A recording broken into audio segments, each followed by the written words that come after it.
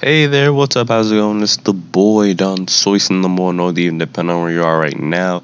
So now I'm coming at you with a new video. It's gonna be what would Naruto's stand be? No, this is not a what if, this is a speculation video. Me kind of taking a look at Naruto, his personality, and then determining what his stand might be. Now, to start off with, how would he even get a stand? Basically, I'm gonna make it so that the origins of like the stand era are pretty much the same as how they were revealed to be in part 5. And so basically someone would have still like an asteroid with a Kadinga virus still would have came down. The virus still would have had properties to like bestow stand abilities. Someone still would have made an arrow out of that same meteorite.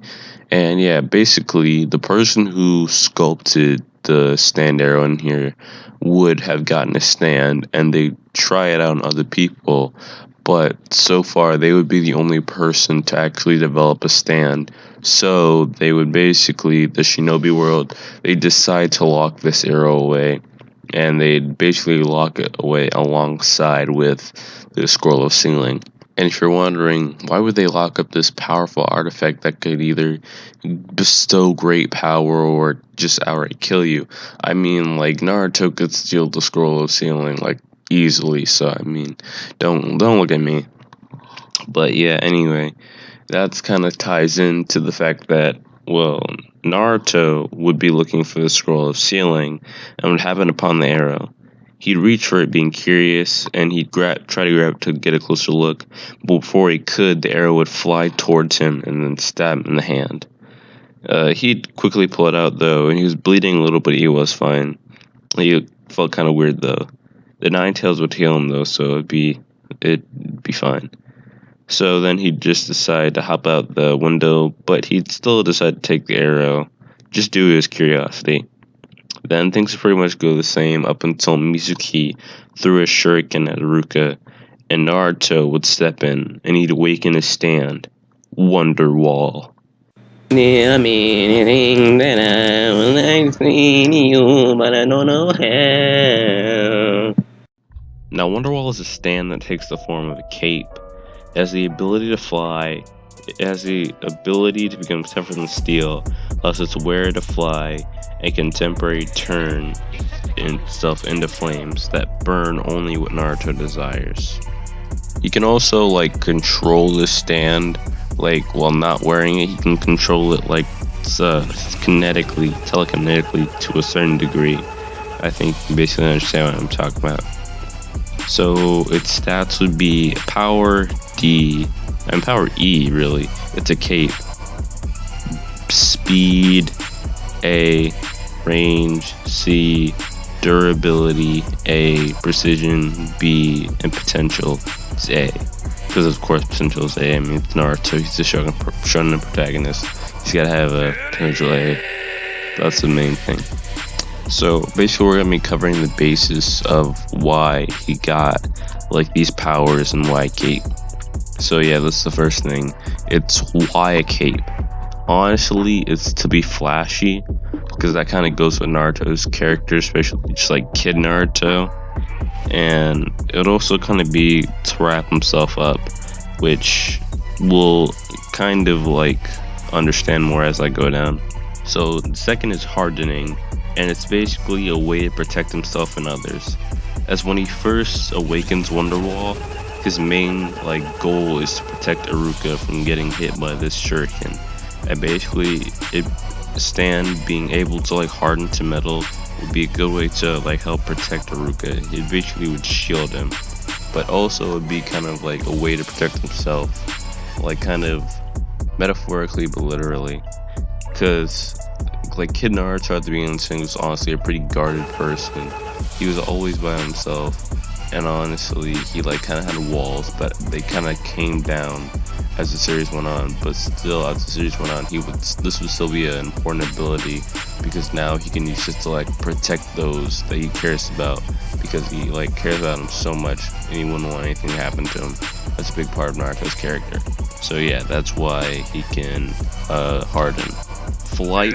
So basically the ability is allows its wearer to fly. So basically, he can like take it off and like put on other people, and then they can't use the other abilities, but they can fly. And why flight? I guess you could tie it into being flashy too, but honestly, I did because it's a cape. I thought it made sense. Or you could say like it's so that they can look up to him. Really, it's just because it's a cape. So flames. That kind of relates to like the will of fire in Naruto, something that he would have learned from about early on from Hiruzen. It's pretty metaphorical. It's also really cool. It's also like a comfort thing, something like how he can wrap his cape around him and just like comfort himself. Because as you know, Naruto has no parents growing up, and he's a pretty sad, vulnerable kid, to be honest. Even though it might not seem like it, we like get a glimpse as the viewers to actually see like how Naruto's feeling. And honestly, he is a pretty just sad kid. So it'd be kind of a way to like comfort him, but also a way to like comfort others and show like he's not a monster. He can comfort and protect with these flames that can like burn whatever he wants to, but he can also choose to not burn. So that's where the comforting part actually comes in. And of course the will of fire. And it's kind of like Renokuma's ability from Blue Exorcist if you've seen the anime or the manga. That's pretty much where I got the idea, because of like what, like kind of like when he burned one of his classmates, but it was like, these flames aren't burning me, they're warm. It's kind of like that.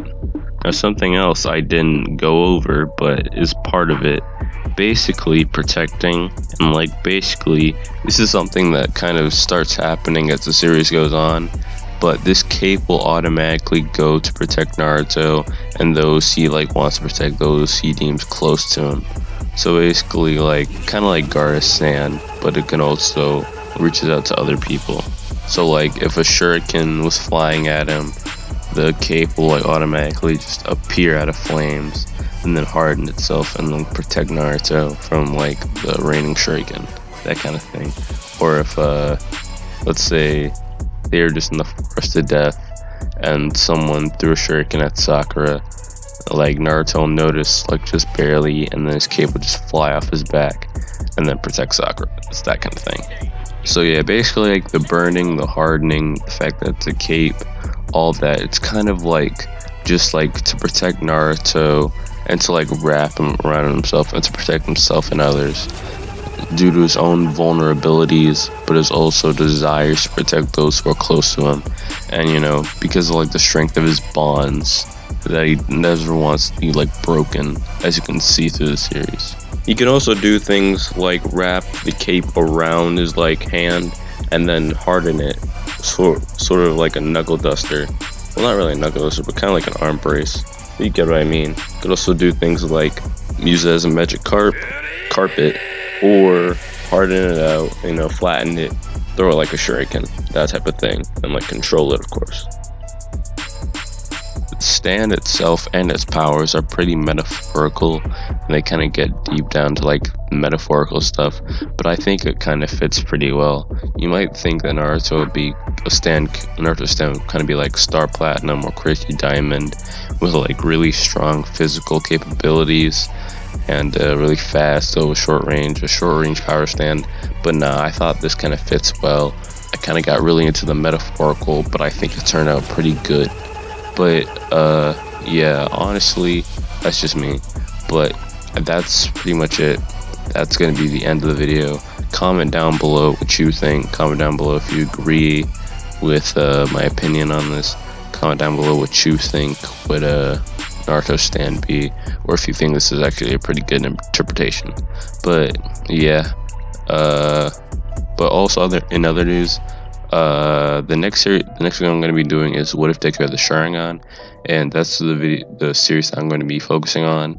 I'm going to complete that because I have like the goal in mind of how I want to end it, and yeah, that's how I'm gonna probably be formatting some of my other videos, because I want to like try to start finishing series. And yeah, this will be kind of the easiest way to do it. So yeah, that's just, and comment down below which series next you want me to start finishing up. Like, I'm just gonna keep doing those in a row, only those, and then I finish it. So yeah, basically that's it. So comment down below, like, subscribe, and all that junk.